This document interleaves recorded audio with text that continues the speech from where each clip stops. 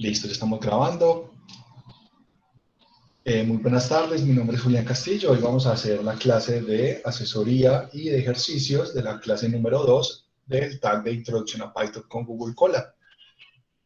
Me voy a tomar unos 15 minutos para darles un apoyo académico e institucional sobre una de las características que están en este momento en la universidad con un apoyo de internacionalización en donde muchos de ustedes van a tener la posibilidad de inscribirse en un curso con una universidad internacional para avanzar o profundizar sus contenidos académicos. Entonces, haciendo una búsqueda en Internet, vamos a detallar cuáles son las 10 entidades o 10 páginas que ofrecen cursos de internacionalización y cuáles son sus pequeñas características. Vamos a hacer una pequeña lectura sobre ellas. El documento está indexado de tal manera que usted pueda acceder a cada una de ellas. Al final hay una opinión docente por parte del profesor Julián Andrés Castillo. ¿Cuáles son las diferencias significativas entre las dos opciones seleccionadas y unas recomendaciones? Uno de los primeros es Cognitive Class, en este caso, antes conocido como Big Data University, es una iniciativa de IBM para difundir conocimiento sobre los datos a través de tanto clases gratuitas como profundizaciones pagas. En este caso, estos MOOC cubren temas como Python, ciencia de datos, arquitectura y análisis, incluso regresión digital.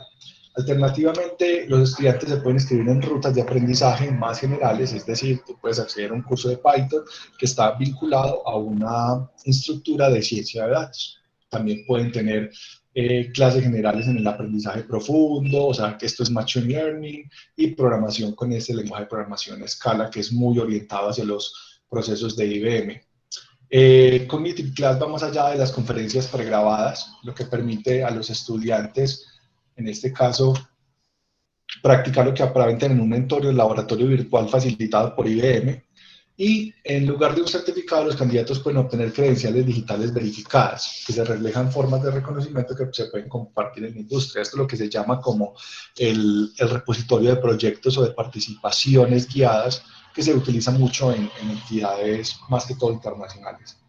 Esto está en orden alfabético, listo, no tiene ningún tipo de preselección. Coursera fue fundada en 2012 por dos profesores de Stanford, una de las universidades más reconocidas de Estados Unidos. La plataforma se asocia con 190 empresas y universidades, esto es muy importante. Tiene vínculos directos con las universidades para proporcionar contenido y aprendizaje totalmente remotas y a su propio ritmo, con certificados digitales en los niveles de pregrado y hasta posgrado. Hay cursos de maestría, especializaciones e incluso profundizaciones específicas en datos de conocimiento. La tasa de satisfacción es una de las más altas del mercado, con un 87%. En cuanto a beneficios profesionales, esto es incremento de salario, incremento de reconocimientos, todo este tipo de cosas. El catálogo tiene más de 3.900 cursos, especializaciones en áreas de negocios, ciencias de la computación, este es nuestro interés, ciencias físicas e ingeniería, este es nuestro interés, y también en artes, humanidades y aprendizaje. En cuanto a idiomas, también ofrece los títulos de línea asequibles a través de las escuelas asociadas, lo que le comentaba yo de las escuelas de aprendizaje universitarias. Los estudiantes pueden obtener maestrías. Este es un ejemplo de contabilidad de la Universidad de Illinois, una maestría global en salud pública del Imperial College en London. edX, en este caso, es una empresa conjunta entre Harvard y MIT, por lo tanto, cursos de Harvard y MIT no los vamos a ver en ninguna otra plataforma, solo van a estar disponibles acá en edX, y es otra plataforma de Massive Open Online Courses, eso quiere decir MOOC, cursos abiertos online múltiples. Los estudiantes pueden acceder a más de 2.500 cursos de 140 instituciones de educación superior. Este es muy fortalecido en los ambientes de educación superior, es más esa interacción académica que otra cosa. Cubren temas populares como ciencia de datos, desarrollo front-end, full stack y ciberseguridad. Es muy orientado hacia la ciencia y hacia la academia en la parte de la ingeniería. Y edX utiliza un sistema de aprendizaje de código abierto que permite a los tecnólogos y educadores a aumentar sus MOOCs, o sea, sus cursos libremente, agregando herramientas, datos específicos, incluso validaciones, exámenes o vincular nuevo contenido a los cursos. Los certificados profesionales son certificados. Los estudiantes pueden obtener créditos universitarios, es decir, usted puede validar esos cursos como cursos universitarios, como créditos universitarios para los programas de Micro Bachelors y Micro Masters. Esto es más relacionado como tecnologías y esto es como más relacionado como especializaciones. Hola. ¿Cómo, perdón? No se escucha bien. Listo, ya voy a mover aquí. ¿Ya me escuchan mejor? Sí, profe. Listo. Entonces, los Micro Bachelors son como las tecnologías y los Micro Masters son más como las especializaciones. También ofrece títulos de posgrado completos que incluyen credenciales de maestría en gestión de la cadena de suministros, ciencias de la nutrición, marketing, etc. Eso quiere decir que los créditos que ustedes vean en estas materias pueden ser validables en otras instituciones de alta calidad a nivel internacional. Nuestra universidad también tiene esos componentes. FutureLearn es un proveedor masivo de cursos fundado en el Reino Unido por dos universidades asociadas, entre ellas es liderado por el King College y la Universidad de Leeds. Los estudiantes pueden completar uno de los 418 cursos cortos, es decir, las universidades ofrecen esos pequeños cursos. Por ejemplo, nosotros podríamos decir que estamos ofreciendo el curso de Ingeniería del Software de la Universidad Digital y lo podríamos cargar en FutureLearn, especificamos cuántos créditos y cualquier persona de otra institución se puede conectar y tomar el curso. Este es más que todo en gestión de productos digitales, ecología, ciencias y todo ese tipo de componentes de globalización, y también puede vincular microcredenciales de las principales universidades. FutureLearn también ofrece programas académicos de bajo costo que permiten la licenciatura en negocios, maestría en ciencias de ciberseguridad, en este caso por eso fue que lo incluimos.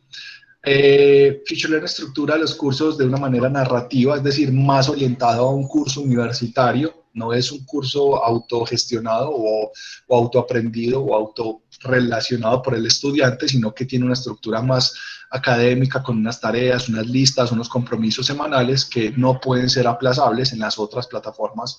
Es más, esta es casi que la única que no permite hacer aplazamiento de tareas, y también tiene el apoyo de una comunidad individual de tutores, que esto es una de las cositas relevantes de FutureLearn, que tiene los tutores disponibles en ciertas horas y en ciertos componentes para hacer acompañamiento. Iversity es con sede en Berlín, es alemana, también es más relacionada al entorno comercial europeo, tiene 60 cursos en inglés, pero la mayoría son en alemán y en francés. Hola Alexander, sí, vamos a hacer ejercicios de Python, pero voy a tomar 15 minutos para apoyarlos en unas características de búsqueda de cursos internacionales. Fíjate en el Classroom y vas a estar más enterado del documento. Ya vamos a arrancar. En este caso, es principalmente orientado a la organización empresarial, a la formación empresarial. Tiene algo muy característico que son los MOOC Expreso, que son más orientados a un bootcamp, que son actividades de rápido aprendizaje, muy intensa, y también tiene componentes de clases pro, es decir, esas clases pro van a tener características más relacionadas hacia componentes de académicos, de institucionales guiados para los estudiantes. Cadence empezó en el 2015, es esta de acá, es más relacionada con la Universidad de Princeton y la Escuela de Diseño de Rhode Island. En este proveedor se enfoca en música, artes visuales, tecnología creativa y otros campos de estudio que se quedaron atrás en estos tipos de educaciones. La educación STEAM es un tipo de educación que se enfoca en 4 componentes específicos: la matemática, la ingeniería, la tecnología y la ciencia. Aquí está una pequeña descripción. Entonces lo que hacen es vincular todo este conocimiento sobre el bloque de la educación STEAM y vinculan el conocimiento hacia esa área del conocimiento. Los usuarios pueden acceder a clases individuales, orientadas, vinculadas a profesores, y también tienes MOOC de acceso masivo, en donde se pueden aprender manejo de software o manejo de componentes específicos. Khan Academy, en este caso, es más orientado a la educación gratuita. Acá no hay vínculos, no hay configuraciones, este simplemente lo puse pues para que tengan conocimiento de él. Tiene muchas características en español y ofrece cursos en línea totalmente gratuitos, con cursos interactivos, tiene mucho componente interactivo muy chévere que ayuda más que todo para matemáticas y conocimientos del núcleo básico académico. También pueden acceder a materiales para preparar exámenes, incluido en estos exámenes tipo internacionales, y también ofrece cursos para profesores, para papás, para todos estos componentes familiares que necesiten ese acompañamiento tanto de los estudiantes como de los profes en todo el camino. Udacity es una plataforma MOOC con fines de lucro, en este caso es más orientado al desarrollo profesional, como a la formación de ya profesionales técnicos en sus trabajos del día a día, es más orientado hacia las empresas, se relaciona mucho con la ciencia de datos, la computación en la nube, sistemas autónomos e inteligencia artificial. También está muy orientado a la programación para desarrollar esos componentes de programación que no se pueden ver en otros aspectos. Y una de las ventajas que tiene Udacity es que, como es orientado a la empresa, tiene su vínculo con LinkedIn y tiene su vínculo con empresas directas para la vinculación laboral. Es decir, si una persona es muy juiciosa, muy desarrolladora, muy trabajadora, tiene cómo ampliar sus horizontes laborales directamente con esta plataforma. Udemy, que es conocido en este caso como uno de los mayores proveedores de aprendizaje en línea, tiene más de 150.000 cursos en 65 idiomas, tiene muchos cursos en español, hay muchos cursos gratuitos y hay muchas promociones. Si quieren, yo les puedo indicar cómo hacer un Google Alert o alertas de Google para que les informen cuando hay cursos gratuitos, porque hay cursos que salen, por ejemplo, el día de hoy gratis para las personas que tengan una inscripción en este momento vigente con Udemy. Entonces hay cursos que se pueden acceder de forma gratuita. Casi siempre los que regalan son cursos que tienen más de 2 o 3 años, que están en decadencia en inscripciones, para darles como ese impulso a las inscripciones por medio de la divulgación. La mayoría de la gente está detrás de estos cursos gratuitos y dice, mira este curso que estoy haciendo gratuito tan chévere, pero es que ya vale $10, no, pero comprarlo que está muy barato y lo hacemos juntos. Entonces son como unas mecánicas diferentes. Está muy orientado a la ciencia de datos, al manejo de la programación y tiene muchos certificados. Una de las ventajas de Udemy es que con una cuenta cualquier persona puede desarrollar su conocimiento y vender sus características y ellos la apoyan en la certificación. También ofrece contenido de desarrollo personal, permite que los usuarios manejen el estrés, tiene como unas cositas adicionales muy chéveres para mejorar autoestima y componentes, y es muy chévere de utilizar. En este caso, para mí, las dos mejores plataformas para realizar cursos en línea certificables son edX, como les comentaba, que es de Harvard y del MIT, y Coursera.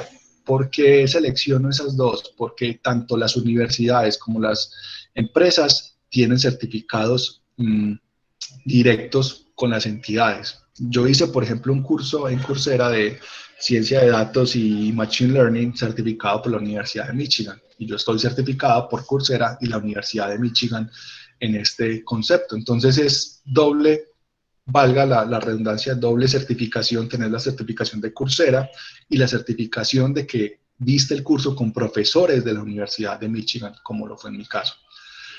Acá hay unas recomendaciones que yo les doy. Esta es mi opinión, cuáles son los aspectos a utilizar para seleccionar un curso. En este caso vamos a utilizar 2 cursos similares para identificar cuál de las 2 plataformas es mejor, en este caso edX y Coursera. En edX vamos a tener Introducción a Python Programming y en Coursera Programming for Everyone, Getting Started with Python. ¿Qué les recomiendo yo cuando vayan a buscar un curso? Reconocimiento de la entidad o profesional encargado del curso. Hagan una petición. Si ustedes arrancan y ven, por ejemplo, Harvard es una universidad súper reconocida, cualquiera de los profesores que están vinculados a esa universidad tienen un excelente un pedigrí académico súper interesante. Lo siguiente que deben verificar es la fecha de publicación del curso, que por ejemplo el curso de edX es del 2017 y el de Coursera es del 2019. Entonces hay que estar muy pendiente de las fechas de publicaciones de los cursos, que sí sean cursos pertinentes en el 2021. Hay cursos, por ejemplo, programación en Java, no importa si es Java 2016, 2017, la estructura no cambia, entonces se puede acceder a cursos de más de 5, por lo menos 5 años recientes. Identificar muy bien el temario, es decir, los temas que están tratando en el curso que sí sea relacionado con la información que tenemos interesados en aprender. El idioma, como ustedes saben, la mayoría de los cursos están en inglés, muchos de ellos tienen subtítulos en español, pero los mejores cursos y los cursos con más, con una certificación o un reconocimiento mayor están en inglés. Entonces, si pueden o tienen cómo tomar esos cursos en inglés, es súper recomendado. Leer las reseñas de los estudiantes que ya han tomado el curso, ver cómo es la interacción de los estudiantes en el curso. Muchos de ellos dan tips y interacciones o una pequeña característica de cómo es el curso y qué nos puede presentar en estas características. Casi todos tienen una pequeña introducción. Vean el video del profesor, esa presentación, para ver si hay esa pequeña química entre uno como estudiante y el profesor, ver si le gusta el método de enseñanza, identificar el precio y verificar si hace parte de un grupo de cursos relacionados o si es un solo curso individual. Muchos de los cursos de edX y de Coursera hacen parte de un plan de estudios, por lo tanto hay que mirar muy bien cómo es la característica de este y la reseña del programa. Es decir, quién está aportando el programa, cómo es su calificación y buscar en métodos internacionales cómo ha sido aceptado el programa. ¿Cuáles son las principales características de estas dos plataformas? En cuanto a temas, ambas ofrecen una amplia gama de temas. Sin embargo, Coursera se enfoca más en la formación profesional, en títulos, en ciencias de la computación edX, y edX se orienta también en ciencias de las humanidades y ciencias naturales. Los costos, ambos ofrecen participación gratuita y una certificación de pago. En los dos se pueden hacer especializaciones. Los dos tienen procesos de certificación. Los dos tienen disponibilidad. Hay unos cursos en edX que están archivados. Hay que tener mucho cuidado que no estén identificados, que hay que saber identificarlos. También se puede hacer filtro por ese tipo de característica. La navegación de los sitios web es muy chévere, muy fácil de usar. edX hay veces es muy difícil de identificar información adicional sobre los cursos, pero ambas son muy chéveres. Coursera con bastante regularidad actualiza los cursos. edX permite agregar contenido adicional, pero los cursos no son actualizados. En conclusión, Coursera X son los dos pioneros, desde mi punto de vista, entre los proveedores de MOOC. Si van a tomar un curso, se los recomiendo de ahí para que hagan la solicitud. Algunas recomendaciones que yo les tengo se las voy a pasar acá. Qué plataforma y el nombre con el vínculo. Si tú le das clic acá, te lleva al vínculo de una vez. Estos son cursos recomendados, son medianamente recientes. Hay unos que no necesitamos que sean tan recientes, pero está como lo orientado a lo que está necesitando el mercado en este momento y las situaciones. Hay unos cursitos de Excel, porque muchos de ustedes van a llegar a trabajar en empresas en donde lo único que tienen es Excel, entonces siempre he recomendado tener como ese conocimiento. Estos son los cursos recomendados. Hay unos en Udemy que son muy buenos para que tengan en cuenta. Y vamos a proceder. Muchas gracias por su atención. Y vamos a ir al Classroom. Listo. En el Classroom hay una tarea. Vamos a descargar esa tarea si son tan amables. Listo. Yo la voy a descargar y la voy a proyectar en este momento. ¿Todos ya identificaron la tarea? Sí, señor. Listo. Vamos a abrir la tarea. Aquí está, ejercicios clase 02, y vamos a abrir clase de ejercicios. Vamos a abrirlo con Google Colab. Ya ustedes tienen el conocimiento para realizar este tipo de actividades. Y este es el mismo tema, la misma información. Ahora, introducción al lenguaje de programación Python, indentación, sangrado, todo esto ya lo vimos el día de ayer. Bueno, ¿cómo se realizan los comentarios en Python? ¿Alguno de ustedes se acuerda? Eso lo vimos ayer. Con numeral. Numeral. Exacto. Familias dos triples. Y ese en bloque con comillas triple, doble. Exacto, muy bien. Vamos a hacer unos comentarios aquí pequeñitos. Comentarios con numeral. Yo lo pongo más grande. ¿Se está viendo bien así? Está en la ventana que no ves. Yo Ah, ya sí, ya compartí la ventana que es. Ahora sí lo estamos viendo bien. Lo estamos viendo grandecito, ¿cierto? Voy a poner aquí el Sí, está chat bien, para está tenerlo bien. ahí. Con muchísimo gusto, Juan Carlos. Espero les sirva. Les voy a publicar la información, este PDF, se los voy a compartir ahora para que tomen la decisión de hacer sus cursos de internacionalización. Es muy recomendado. Bueno, los comentarios con numeral. Recuerden que los comentarios son importantes para validar esos pequeños datos o información relacionada al código. ¿Listo? Ahora, módulos y librerías, ayudas y descripciones. Vamos a hacer en este caso, vamos a importar al menos 10 librerías. ¿Listo? Alguien que me diga una librería a importar.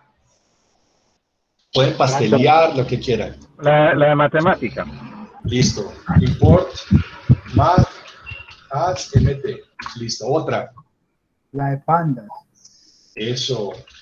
Import pandas, as, pd. Pandas casi siempre se usa como as, pd. Muchos de los ejercicios que van a ver en línea, cuando utilicen pandas, se utiliza pd. Vamos a importar. Profe, ¿cómo hace uno para saber qué librerías, cuáles son las librerías que hay disponibles? Ábrete la hoja del curso de ayer, la clase 02. ¿Ya la tienes disponible ahí? Ya la abro, que estoy abriendo la de la clase de hoy. Listo, abre la de la clase de hoy y tienen una segunda pestaña, la de la clase de ayer. Listo, la clase 02.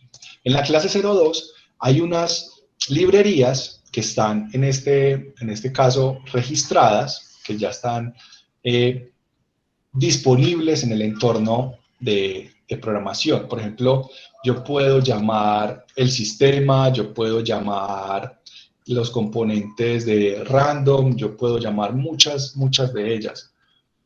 En este caso, ¿cómo sé yo que necesito una librería? Dependiendo de lo que esté y yéndome a la documentación de Python. Si yo necesito muchas características matemáticas, importo math. Si necesito muchas relaciones numéricas, utilizo mucho NumPy, utilizo mucho Pandas. Recuerden que muchas de las librerías ya están disponibles. En este caso, en la misma compilación, por así decirlo, pero yo puedo utilizar Pandas, SciPy, NumPy, puedo utilizar PyTorch, TensorFlow, Keras, que son estas Matplotlib, que son relacionadas con los gráficos, Seaborn. Hay muchas librerías. Con una pequeña búsqueda en Internet, uno ya sabe qué necesita. Por ejemplo, vamos a importar SciPy. Luego la que es para reconocimiento de imágenes, ¿cuál es? Reconocimiento de imágenes se usa mucho una que se llama, si no estoy mal, Bokeh, que es B-O-K-H,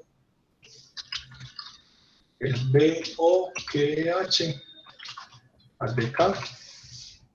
También se utiliza mucho para reconocimiento de imágenes Pandas. También se utiliza mucho,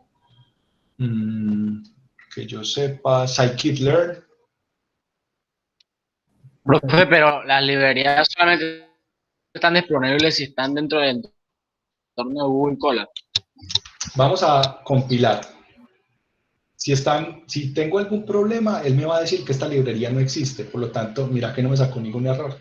Si me saca algún error, si yo le digo import SciPy a CCM, me va a decir que no la tiene.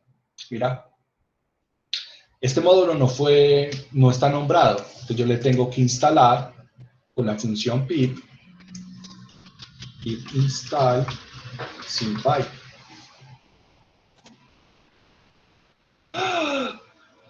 Caramba. Yo busco que no haya hecho lo que no es.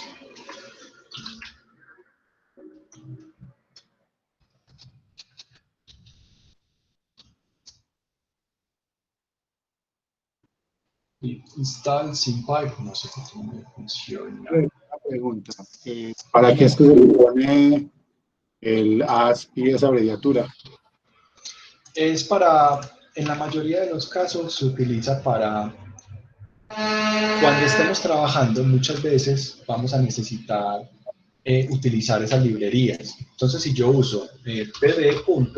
Puedo llamar muchísimo más fácil las propiedades y los atributos, en este caso métodos y variables que vayan a estar necesitándose, de una manera mucho más rápida.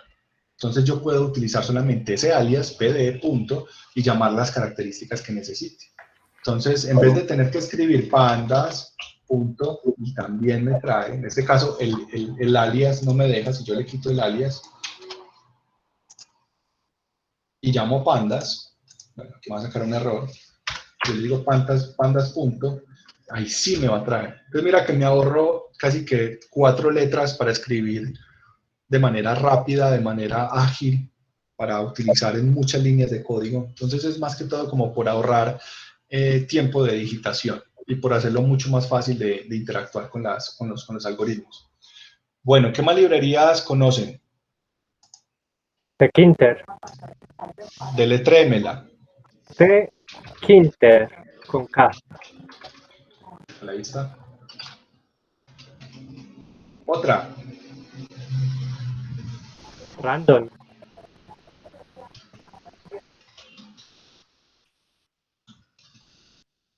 ¿Qué más? TensorFlow.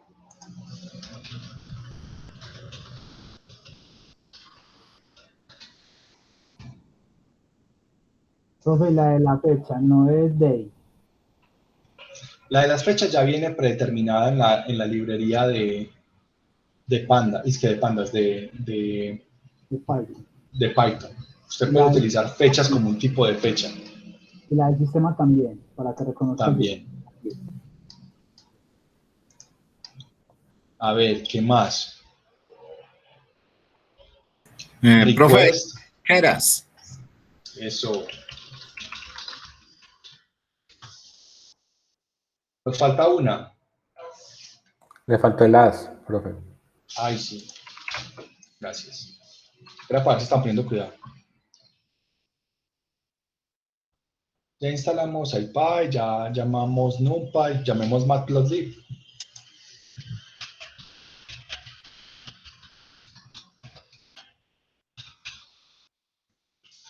Esa es la que es para los gráficos estadísticos, o para la gráfica. También se utiliza, lo que pasa es que cuando la gente dice gráficos estadísticos, todo el mundo se asusta, pero es para gráficos, no se preocupe. Eso le grafica lo que usted quiera. Jóvenes, ya tenemos este hecho. ¿Cómo se detalla el uso de pip? Aquí está, no me estaba, voy a borrar este. No me había funcionado porque lo tenía dentro de una secuencia de import, entonces no me corría. Pero ya instalé SciPy aquí afuera. Listo, entonces es pip, espacio, install, espacio y el nombre de la librería que deseamos instalar. Listo. Podemos instalar muchísimas librerías que no están. Por ejemplo, aquí estoy viendo un listado. Vamos a instalar otra.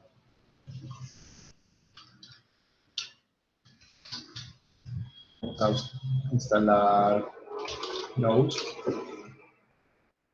Correrlo con control enter. Listo. Esa de Node es para hacer testing. Es muchas veces para comprobar que funcionen realmente proyectos realizados en Python y se utiliza mucho para eso, para hacer ambientes de pruebas pequeños. No es muy utilizado en Google Colab, la verdad, por eso no está instalado. En ese caso se recomienda usarlo más en entornos completos de desarrollo. Si queremos ver, por ejemplo, la cantidad de listas, la lista de programas instalados, simplemente le digo pip list y me muestra todos y la versión de instalación que tienen en este momento. Listo. Voy a borrar los resultados porque este siempre es larguísimo. Ahora, ya tenemos pip list, ya tenemos instalar una librería. Vamos a usar la función help. ¿Cómo es que se usa la función help? Miren que es una función.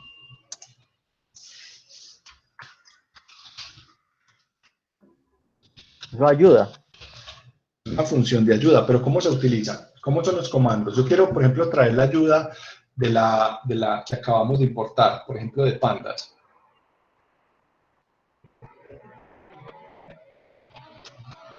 Pandas en este momento está como pandas, no le puse un alias. Profe, ¿sería help entre paréntesis pandas? Exacto, sí. Como es una función, yo le tengo que pasar el argumento. En este argumento es una librería, un método, etcétera, y él me trae los componentes y la descripción para cada uno de estos. Entonces me dice name pandas, me dice descripción pandas, a powerful data analysis and manipulation library for Python. Entonces ahí está, cada una de las librerías, los componentes y una pequeña ruta de dónde está. Mire que él llama el constructor, el init, con doble guión bajo. Listo. Teniendo ya la instalación de pandas y llamando la librería G, vamos a detallar las características de un método. Vamos a mirar acá, vamos a darle help, abro paréntesis pandas, punto, y vamos a escoger un método. Listo. Los métodos son los cuadritos. Listo. Las llavecitas son herramientas. Esto quiere decir que son atributos. Vamos a llamar, por ejemplo, uno por acá. No. Uno bien chévere. Pivot table. Read Excel. Y vamos a comentar este help pandas y que nos traiga la ayuda de Read Excel. Profe, a mí me está sacando error cuando pedí la ayuda de Panda. ¿Cómo lo hiciste? Tienes que importar la librería. Tiene que estar aquí. Dale correr acá a importar. Si lo estás importando, haz pd, tienes que llamar la librería como es su alias. Acá, pandas no me sirve pd. ¿Listo? Tienes que tener en cuenta que si le pones un alias, de ahí en adelante solo lo puedes llamar por el alias, no lo puedes llamar por el nombre de la función. El alias reemplaza absolutamente todos los componentes de la función. ¿Listo? Ok. Listo, entonces aquí me dice, vea, joven, help on function with Excel in module pandas io excel.base. IO es input y output. Eso quiere decir que es una función de entrada y salida de datos. Entonces tiene una función read Excel, que es de tipo IO, tiene un sheet name, yo le puedo asignar un sheet name, un header, name, index, entonces mire que me relaciona cada uno de los parámetros que la función permite. Mire todo ese viajado de datos que ella permite administrar. Si el dato no es suministrado, ella tiene por defecto unos componentes genéricos. Esos componentes genéricos están detallados aquí más adelante.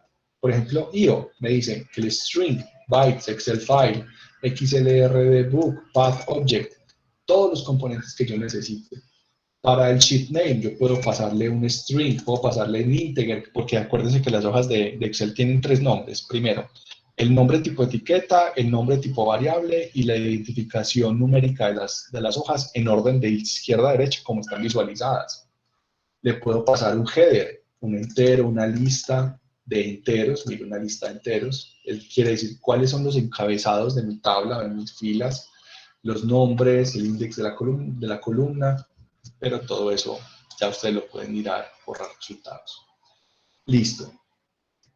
Cada uno de ustedes vamos a trabajar, vamos a usar la función print con una variable tipo texto, con una variable tipo entero, con una variable tipo flotante, una variable tipo booleana. ¿Listo? ¿Cómo lo deberíamos hacer en este caso? ¿Cómo es una variable tipo texto? ¿Cómo yo defino? Var tipo texto. ¿Va a ser igual a qué? ¿Cómo hago yo esa variable? Un texto entre comillas. Exacto, entre comillas. Listo. ¿Cómo hago yo una variable tipo entero? Número entero. Un número entero. En este caso 1, 2, 3 me sirve. ¿Cómo hago yo una variable tipo flotante?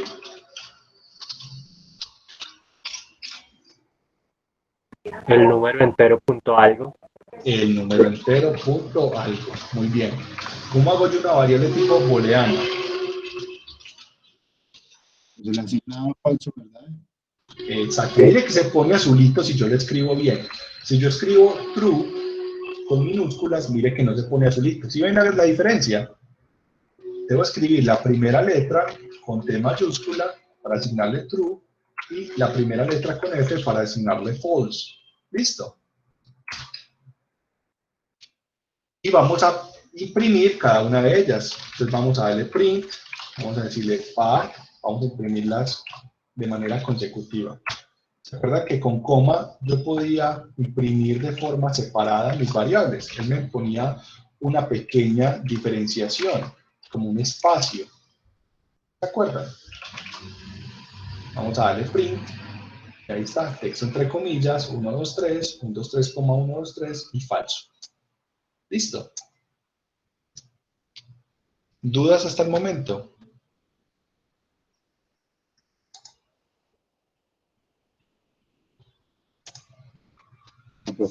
Bueno, concatenar las variables previamente descritas. Entonces, ¿cómo hacemos para concatenar las variables previamente descritas? Toca que volverlas todas de un solo tipo. Hay que volverlas todas de un solo tipo, eso es correcto. ¿Cómo hago yo para convertirlas todas en un solo tipo? ¿Cuál es el tipo con el cual yo puedo utilizar todas las variables de forma directa? String. String, exacto. En este caso yo voy a decir que voy a imprimir y debo hacer una pequeña conversión. Entonces yo puedo convertir con la palabra str, abro y cierro, mire que es una función y los parámetros él me recibe. Mire, esto tiene numerosos argumentos, por lo tanto yo puedo asignarles cada uno de los argumentos que yo desee. ¿Cuál es el primer argumento? Un objeto de tipo texto, ¿vale? Que aquí está. Ahora, yo puedo asignar ese objeto de tipo texto, las variables son objetos, ¿cierto? Yo le puedo decir var tipo texto, pero no va a tener ningún cambio, porque las variables tipo texto ya son tipo texto, pero sí puedo cambiar la variable tipo entero.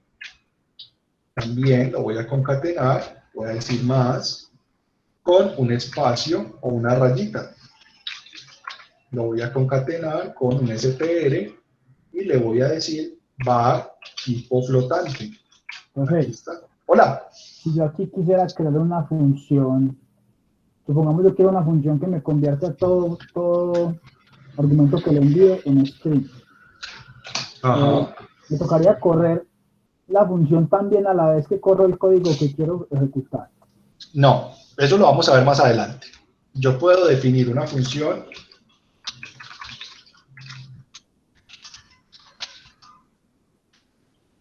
que va a recibir un parámetro que es variable y yo todo lo que hago es que return devuélvame todo lo que yo sea, en este caso va a ser variable, va a ser igual a variable, a str variable. Lo pueden meter de una vez. Sí, exacto. Sí. Y ya con eso yo llamo la función cuando yo quiera, y si la pongo aquí arriba, mucho mejor. Pero eso lo vamos a ver más adelante. Pero sí se puede hacer una función que llame y eso. Cuando estemos viendo funciones en la clase 6, vamos a ver funciones que van a priorizar o van a detallar ciertas características multitarea que podemos hacer. Por ejemplo, ese tipo de componentes. Como de pronto hay casos que se utilizan mucho en Python y es funciones predeterminadas para imprimir formatos de números específicos. Por ejemplo, yo tengo unas para unos ejercicios de simulación en donde yo necesito las variables con por lo menos 4 cifras decimales. Entonces yo ya tengo una función que recibe un número y me devuelve una cadena de texto con el número con 4 cifras decimales. Y es muy utilizada para ese tipo de casos. ¿Listo? Listo, profe, gracias. Con gusto. Vamos a concatenarla con lo mismo, con 2 comillitas y es más. ¿Cuál es la otra variable que me falta? La variable tipo booleana. Variable tipo booleana y más, pero la variable tipo booleana no la convertí, debo convertirla. variable tipo booleana. Y por último, yo la puedo, como todas son texto, yo la puedo concatenar con var tipo texto. Y no voy a tener ningún problema. Vamos a correr esta celda y me va a imprimir 123 rayita, 123.123 rayita, false, texto entre comillas. Mire que me faltó aquí la rayita. Vamos a correrlo otra vez. Ahora sí, 123, 123.123 false, texto entre comillas y listo. ¿Qué más nos piden? Usa la función type. Vamos a ver la función type. La función type me permite a mí saber cuál es el tipo de la variable sobre la cual está. Acuérdense que Python es, yo me acomodo al que me guste. ¿Listo? Entonces, si yo le entrego texto, él automáticamente interpreta que su variable es tipo texto. Si usted le entrega flotante, le entrega numérico, le entrega booleano, automáticamente le dice cuáles son, en ese caso, las variables que usted está utilizando. Vamos a copiar este texto que acabamos de imprimir y lo vamos a volver a utilizar. Pero vamos a reemplazar str por type. Le doy doble clic, mire que es una característica. Y voy a meter entre paréntesis la última. Listo. Entonces voy a traer el tipo de cada variable separado por una rayita. ¡Ah! Me sacó error. Type, me dice... Ah, bueno, que type y str no son vinculantes. Listo. Vamos a convertir todo esto a string. No, así. Déjame sacar el error.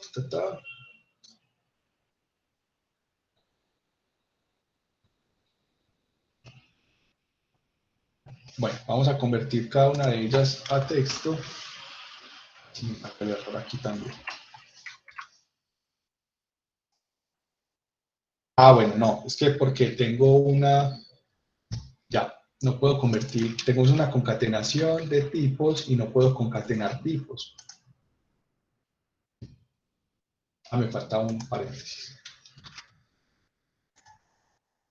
Listo. Class int, vamos a hacer la siguiente. No puedo concatenar los tipos, pero sí puedo concatenar. Profe, pero ahí sí permitiría por medio de comas. Sí, claro, se puede por medio de comas. Miren, ahí están las clases. Vamos a hacerlo con comas. Yo borro esto, lo tengo acá, le digo type,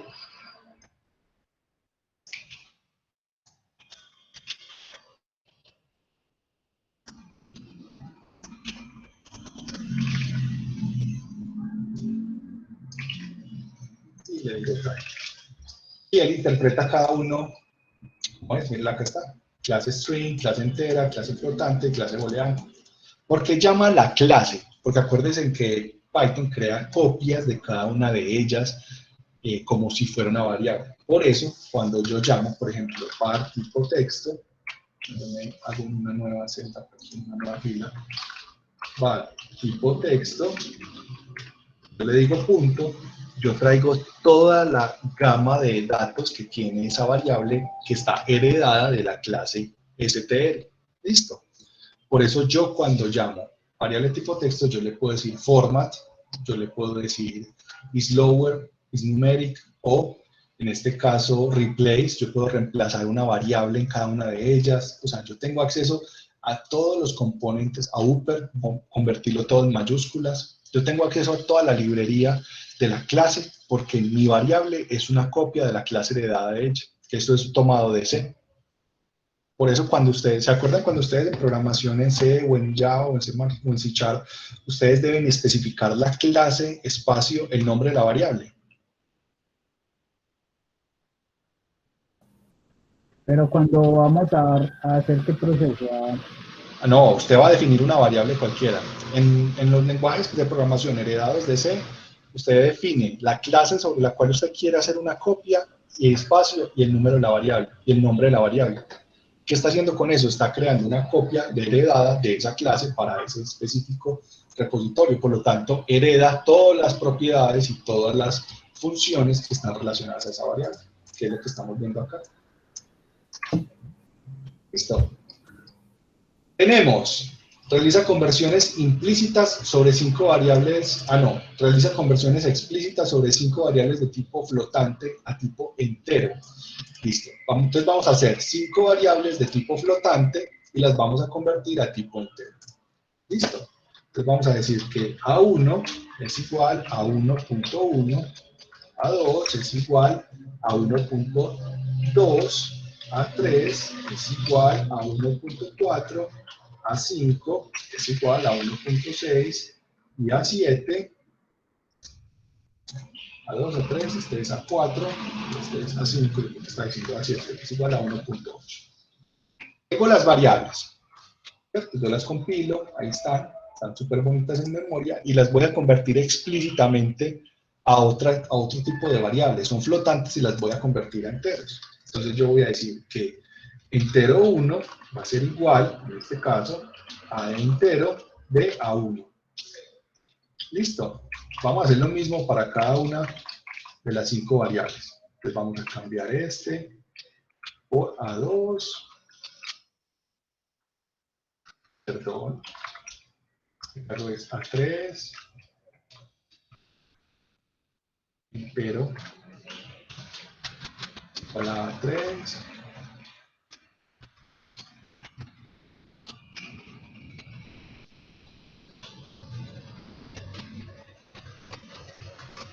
Ya tengo mi conversión explícita. Quiere decir que yo estoy cambiando una variable entera, perdón, booleana a una variable entera. ¿Cuál es una de las características? Por ejemplo, 1.1 me va a pasar a 1. Vamos a imprimir estas variables. Vamos a imprimir E1, E2, E3, E4 y E5. ¿Cómo queda? Miren, todas quedan en 1. ¿Qué pasa? Que se pierden los decimales. Esa conversión explícita me pierde los decimales. Pero si yo hago lo siguiente, que es el siguiente ejercicio, él me dice, realiza conversiones... Hola. Ese decimal, no importa el tamaño.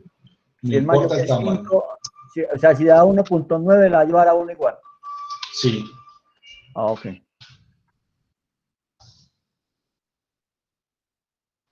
Ahí lo llevo a 2, porque es casi 2. Este número es 2. Ahí no lo truncó. Dependiendo de la cantidad de decimales que esté tomando. Mire que ahí lo retoma 1. En este caso vamos a hacer las conversiones implícitas. Las conversiones implícitas son aquellas cuando yo voy de una caja chiquita a una caja grande. Esta es de una caja grande a una caja chiquita. ¿Listo? Vamos a hacer las conversiones de caja grande a caja chiquita. Yo tengo mi primera variable. En este caso le voy a decir que son flotante 1, que va a ser igual a 1, 2, 3, 4, 5, 6. ¿Cierto? Y la voy a llevar a mi flotante 2, que en este caso va a ser igual a un float de F1.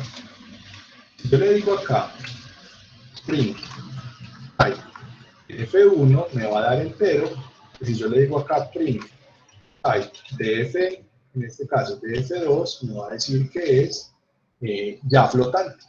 ¿Listo? Entonces me dice, la primera es entera y la segunda ya es flotante. Porque mire que yo hago la conversión implícita. Yo voy a pasar a flotante mi variable F1, que es numérica. Es más, yo la puedo imprimir acá directamente, F1, y acá puedo imprimir directamente F2 y me lo va a imprimir con un cubo. ¿Sí lo ve? 1, 2, 3, 4, 5, 6, y 1, 2, 3, 4, 5, 6, y le asigna su espacio de coma flotante. Este espacio de coma flotante lo asigna automáticamente cuando ya lo tiene identificado como float. ¿Por qué? Porque él guarda la variable con doble espaciada, por eso se llaman, en muchos de los programas en muchos lenguajes de programación se conocían como variables dobles. ¿Sí se acuerdan? Ustedes, por ejemplo, en Java y en C# se llama double a la variable de tipo real, porque tiene doble asignación de memoria, tiene una asignación para la parte entera y una asignación para la parte flotante o la parte decimal. ¿Listo? Profe, Hola. en los otros lenguajes no hay si hay una diferencia en el tamaño en bytes, en el tipo float y el tipo doble. Sí, claro. Por ejemplo, en C# hay casi que 16 bits de diferencia. Venga, yo miro.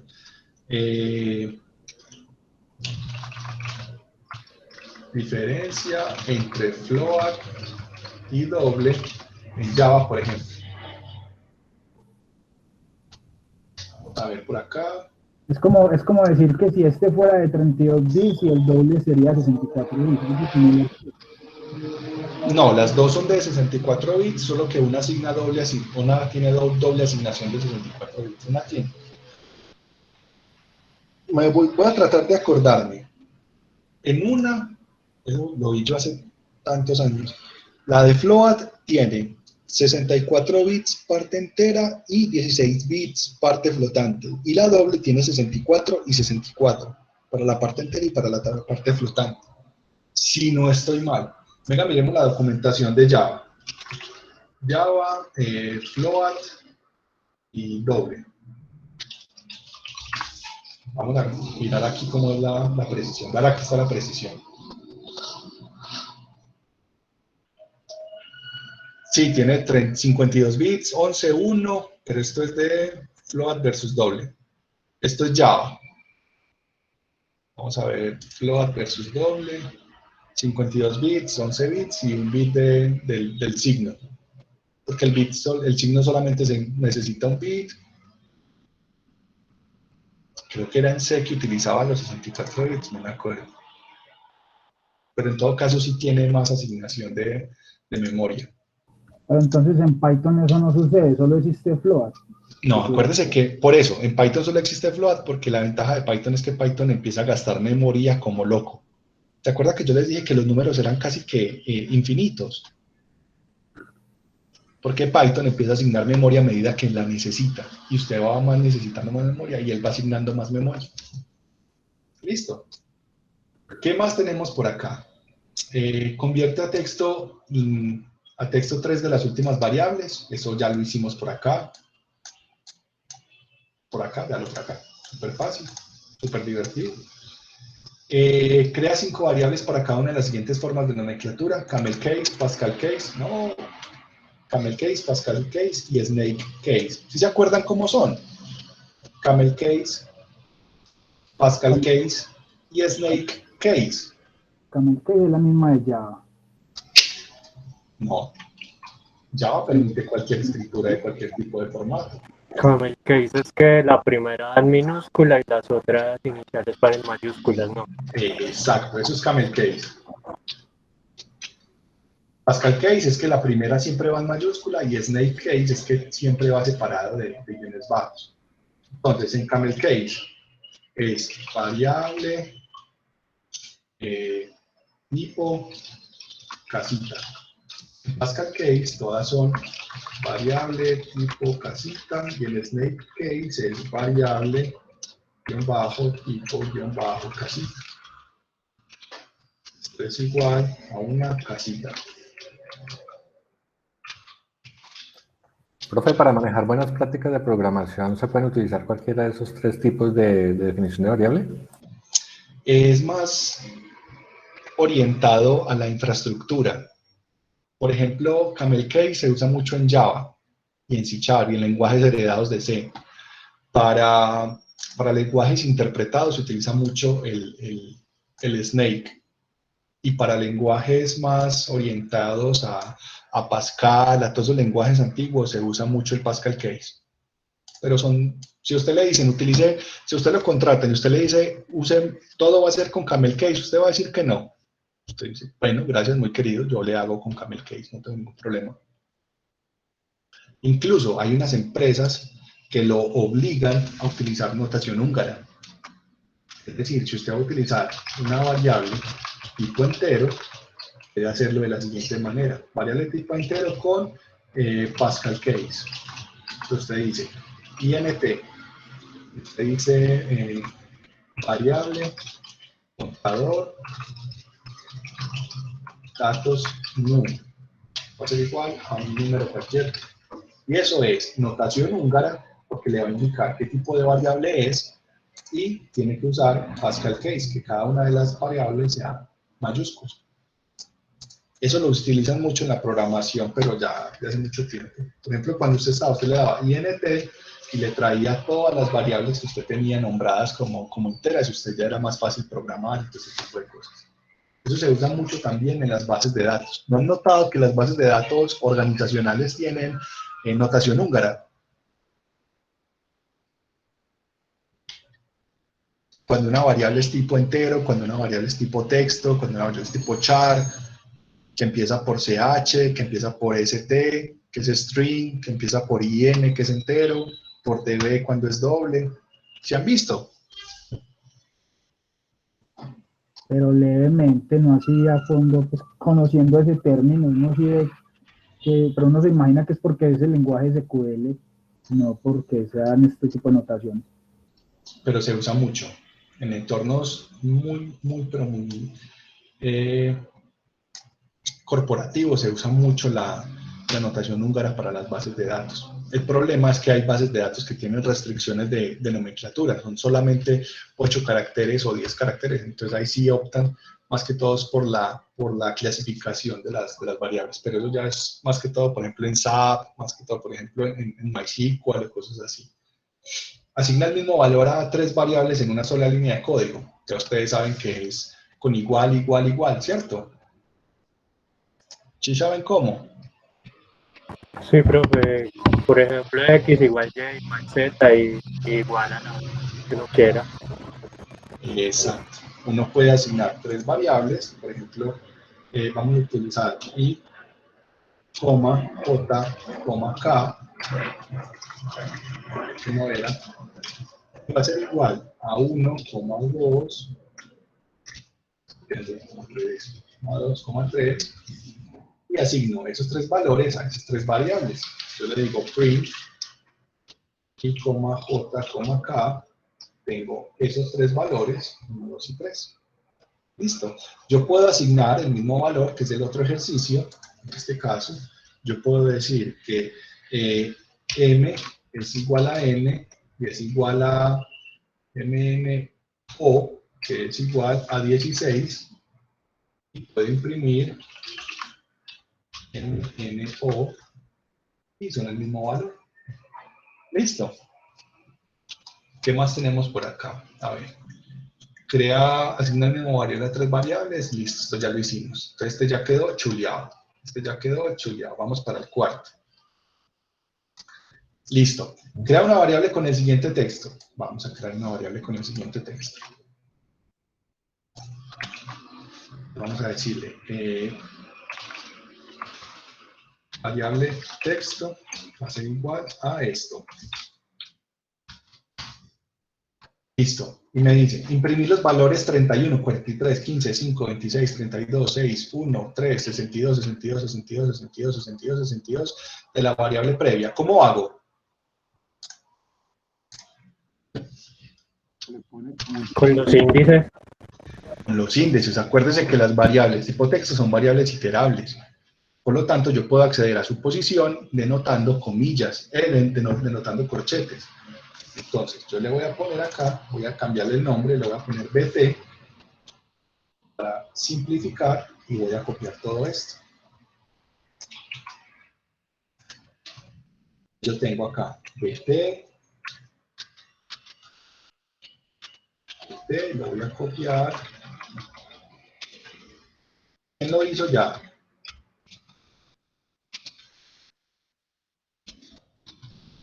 ¿Qué le dio?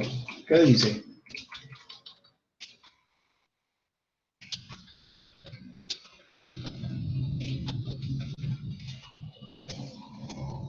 Los voy a poner en el chat. ¿Qué dice?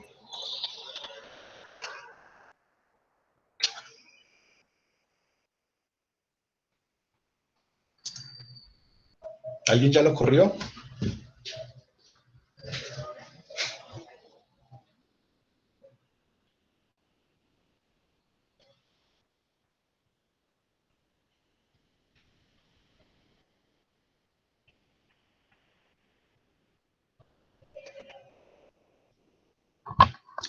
Hola, ¿están ahí? Sí. Sí. Profe, es muy rápido. Qué bueno. quién ya le dio? Empanadas. ¡Qué rico! Empanada. Listo. Entonces mire que yo puedo acceder a los espacios de memoria iterados, comenzando en 0, de cada una de las variables. ¿Listo? Bueno, de la variable tipo texto. Mire que él toma específicamente el tipo de la variable. Mire que la P está en mayúscula.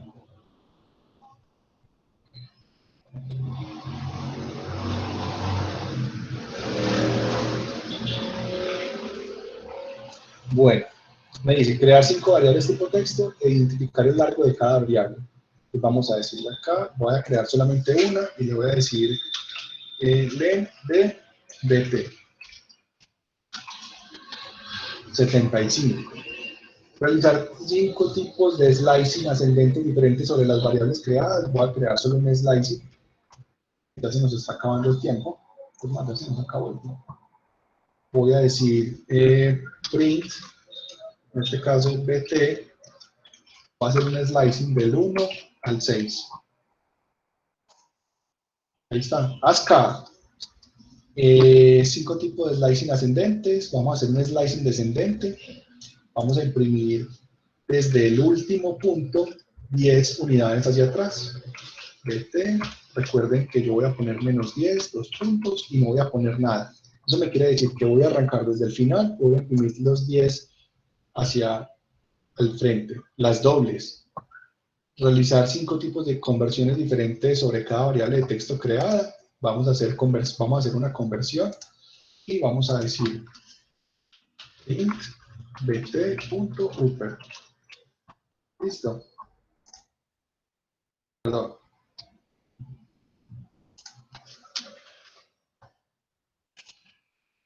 Listo. Me lo convierte a mayúsculas. A mí me salió error. Tienes que nombrar la variable, Daniela, de la misma forma que yo la nombré. Tienes que nombrarla con bt. Exactamente, listo. Utilizando la función forma, realizar modificaciones a las variables. Entonces le voy a poner acá, comillas dobles. Y le voy a decir print. Listo. Esta es bt.format. Y le voy a imprimir ahí un número 1. Comillas simples o comillas dobles, y me imprime la variable asignada al número 1 que estaba previamente por allá montada, que como no tiene nada, no muestra nada. Listo, jóvenes, ¿alguna duda, sugerencia, queja, reclame? Datos, mensajes. Profe, la tarea es la misma clase, ¿cierto? Sí, la tarea es la misma clase, pero sí tienen que montar los ejercicios por lo menos hechos en clase. Sí, sino que yo estaba buscando como la línea en que usted vaya, pero no veo esa línea.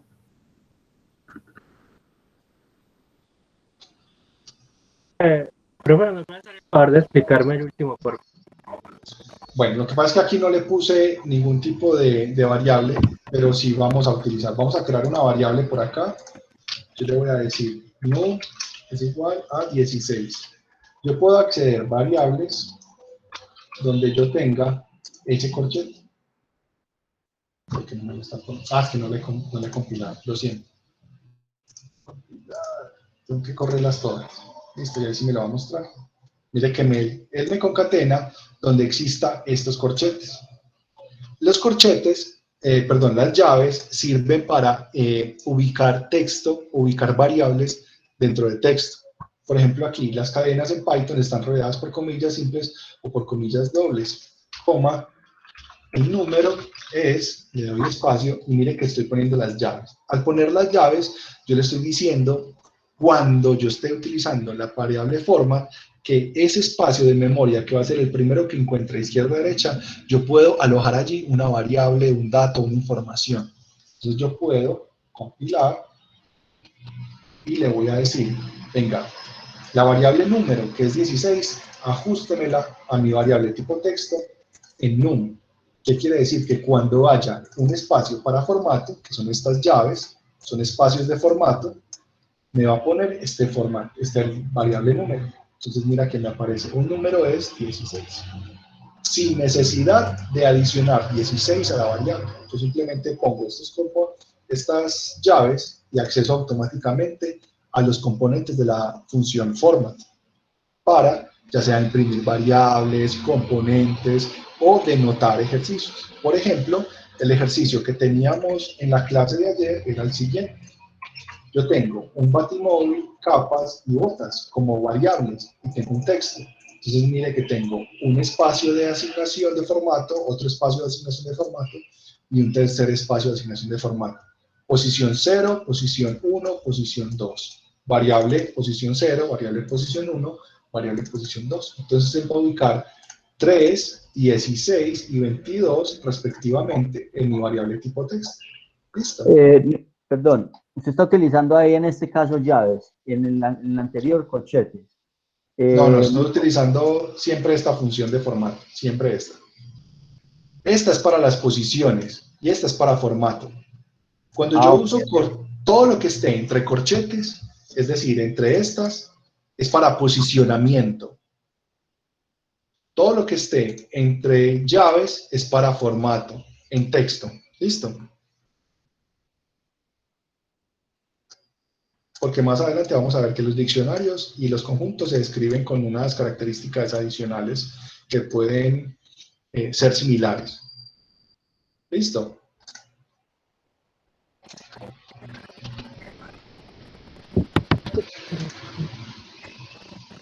Jóvenes, dudas, sugerencias, quejas, reclamos, mensajes. Profe, entonces para la próxima los enseña lo de Udemy, para que lleguen las notificaciones de los cursos gratis. Ah, listo. Voy a hacer una pequeña, nos vemos 10 minuticos antes entonces. Listo, profe, gracias. Listo, jóvenes. Profe, ¿cómo se puede entrar en la tarea? Voy a detener la grabación.